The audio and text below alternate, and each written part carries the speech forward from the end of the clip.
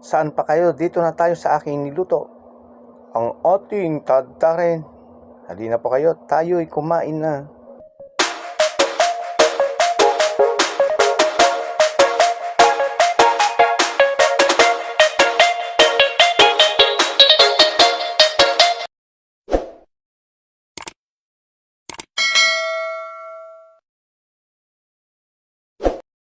Ng araw po sa atin lahat. At ito na naman po tayong muli.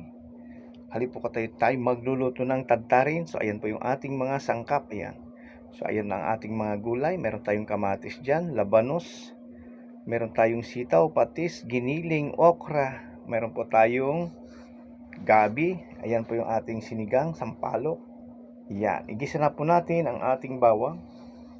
Ayan po. Mikos natin lang yan. Ayan. Mikos-mikos natin ang bawang para mabango. Isod natin ang kanyang sibuyas. Ayan. Ayan. Mikos lang natin yan. Kunting mikos-mikos lang yan. At isusunod na po natin dyan ang kanyang kamatis. Yan. Yan po ang nagpapasarap sa ating sinigang. Yan po. So iba po ang asim ng kamatis. Kanya masarap po pag may kamatis ang ating sinigang. So ayan. Ilagay na po natin yung ating tadtarin or giniling yan. Ayan po. Mimikos-mikosin din natin yan. Siyempre gumagalaw pa yung ating kawali. Ayan. Hawakan natin para hindi po siya gumagalaw. Ayan.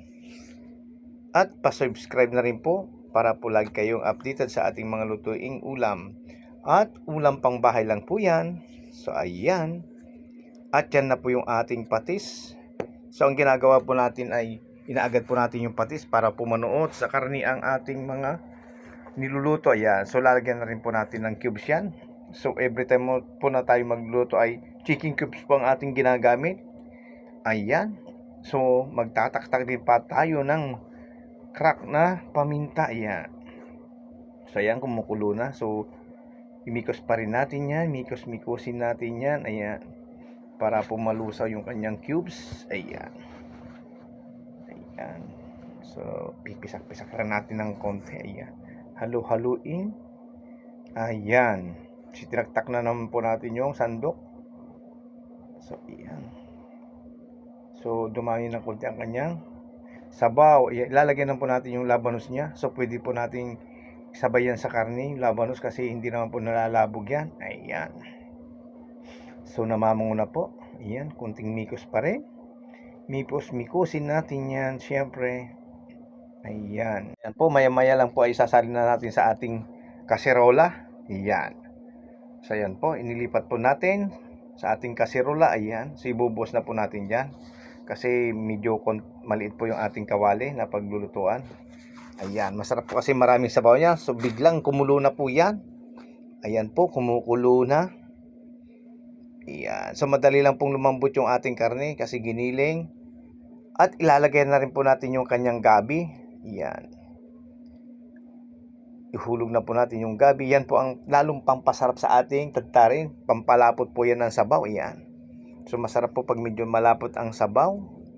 So ayan, hayaan na po natin kumulo hanggang sa lumambot yan. Siyempre. Ayan. So antay-antay lang po natin ng konti. Ayan. At shoutout po sa ating mga followers. Ayan. Or subscriber. Ayan po. At siyempre po sa ating mga viewers, maraming salamat po sa inyo. Ayan. Thank you po. At napagtsatsagaan yung panoorin ang ating mga niluluto sa ating channel. Ayan. So ayan, kumukulo na yung ating sabaw.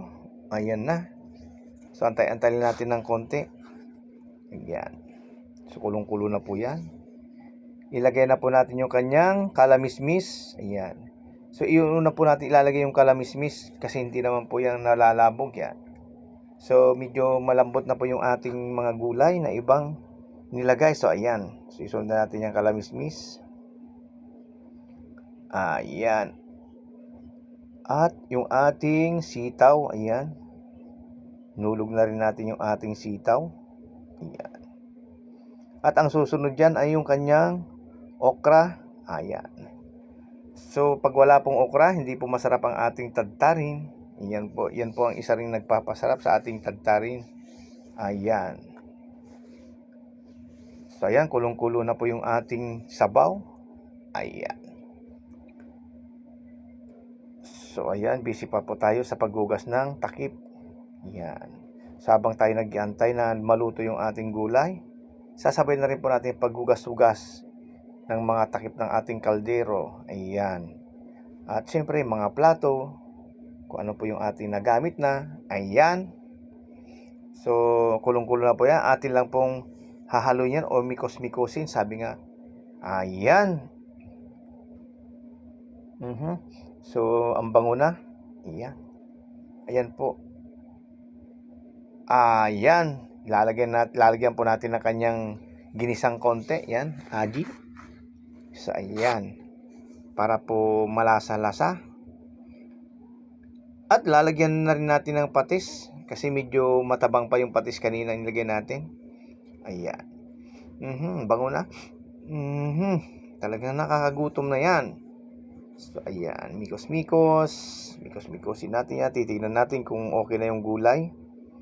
Ayan. So, mayroon pa tayong ilalagay diyang isa. Yung dahon ng kangkong. Ayan. So, kulong-kulo na po yan. Malapit na po talagang maluto yan.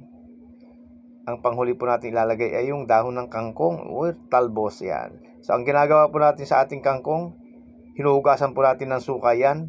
Kasi po nga nakababad sa tubig. So, kailangan natin linisan. Suka po ang ginagamit natin na panghugas. Ayan. So, ayan. Hulog na po natin yung kangkong niya. Ayan. Talagang malapit na tayong kumain yan. Malapit nang maluto. Lubog lang po natin yan. Ayan. Lubog-lubog lang natin yan. Huwag po natin sobrahan ng pagkakaluto niyan. Kasi mababawasan po ang taglag niyang vitamina. So, ayan. At yan na po. Nilagay na po natin yung kanyang pangpaasim. Ayan. Amoy sampalok din. Nangangamoy na. So, ayan. Lubog lang na natin yan. Huwag natin hahaluin. Kasi po, sabi nila ay mahihilaw yung kanyang pagkaasim. So, hindi po masarap ang ating tadtari pagkahilaw ang kanyang asim. Yan. So, hindi po dapat haluin. So, ayan po. Ilalagay na rin po natin yung kanyang siling haba. Ayan. So, lalo pong babango ang ating tadtarin. Ayan. Sa mga mami pong gusto magtadtarin dyan. Ayan po. Yan na po ang inyong inaantay na tadtarin. So, ayan. Luto na po ang ating tadtarin. Namamango na po. Ayan, oh. Hindi ko na mapigilan po. Talagang ako'y biglang ginutom ng maluto na. Sa amoy pa lang, nakakagutom na. Ayan. So, ayan po. Ayan. Simpleng luto lang po yan, mga mami, mga daddy. Ayan. I-try nyo po sa mga bata. Pero pag may bata po kayo, wag na po kayo maglagay ng siling panigang. So, ayan na po. Luto na po ang ating tadtarin. Thank you. Salamat po hanggang sa muli po.